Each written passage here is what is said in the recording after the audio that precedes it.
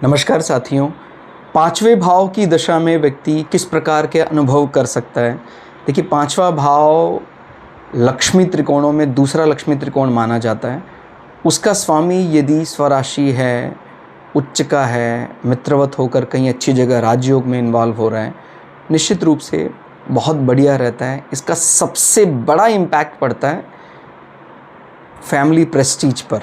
परंपरा से जो प्राप्त आपको सम्मान है वो और बढ़ता है, और ये एंटरटेनमेंट के लिए, रोमांस के लिए भी माना जाता है। मतलब अगर कुछ इस प्रकार से परिवार की बढ़ोतरी की बात विचार कर रहे हैं, संतान उत्पत्ति की विचार कर रहे हैं, रिलेशनशिप की बात कर रहे हैं, ध्यान रखना है सातवां भाव एक कमिटेड रिलेशनशिप है, माने मैरिज पार्ट। लेकिन अगर अभी मैरिज के शुरुआत की बात कर रहे हैं तो फिर वो पांचवा भाव एक प्रकार से रिलेशनशिप में बढ़ोतरी की बात भी करता है। और अगर पांचवें भाव के स्वामी पर किसी भी प्रकार से आपको गुरु केतु का प्रभाव दिखाई देता है तो घबराने की ज़रूरत नहीं है, क्योंकि केतु को हम जनरली ऐसा सोचते हैं कि भाई वो तो डिटैच करा देगा।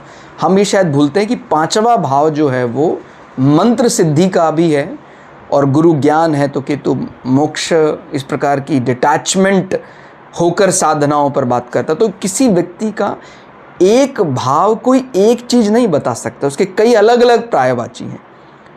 तो निर्भर करता है आपको क्या चाहिए, आपके चार्ट में किस प्रकार के योग हैं। तो यदि गुरु केतु बली होकर पांचवें के साथ संबंध बनाता है तो फिर वो मंत्र साधना के लिए, सिद्धि के लिए बहुत बढ़िया हो जाता है। और अगर इसी प्रकार से कोई, माने ये सब दक्ष ग्रह माने जाते हैं, और अगर पांचवें भाव में शनि महाराज स्वराशि होकर आ रहे हैं, राहु महाराज स्वराशि होकर आ रहे हैं, तो फिर ये राजनीति में फैन फॉलोइंग के लिए भी बहुत बढ़िया देखा जाता है। माने हमारे लोगों, कोई हमें जानता है, वो जानने वालों की संख्या में बढ़ोतरी होती जाएगी। फैन फॉलोइंग, उसके लिए कौन सा भाव माना जाता है? पांचवा भाव।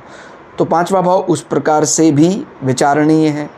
और पांचवा भाव क्योंकि दशम भाव से अष्टम है, तो अगर वो धनात्मक होकर आता है, आप कोई जॉब चेंज पर विचार कर रहे हैं तो भी ये बड़ा पॉजिटिव जॉब चेंज लेकर आएगा। तो इसलिए कई महत्वपूर्ण विषय अकेला पांचवा भाव टैकल कर रहा है, इसलिए पांचवें भाव को हम हल्के में नहीं ले सकते हैं। और लक्ष्मी त्रिकोण का मतलब होता है कम में ज़्यादा देने वाला। ठीक हो गया? धन्यवाद।